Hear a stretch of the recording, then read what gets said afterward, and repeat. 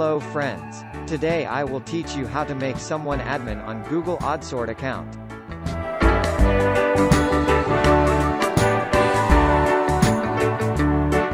Go to Google AdWords and log into your account.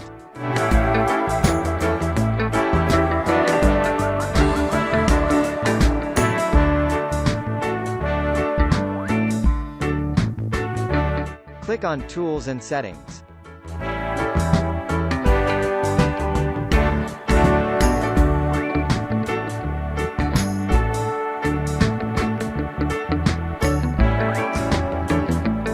Click on Access and Security.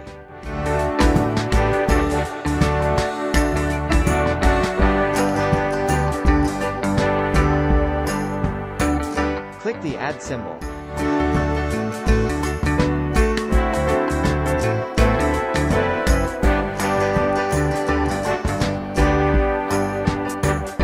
Select Admin.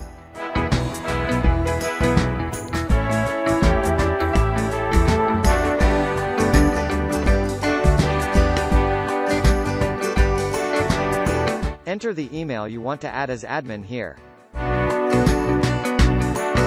Click on Send Invitation.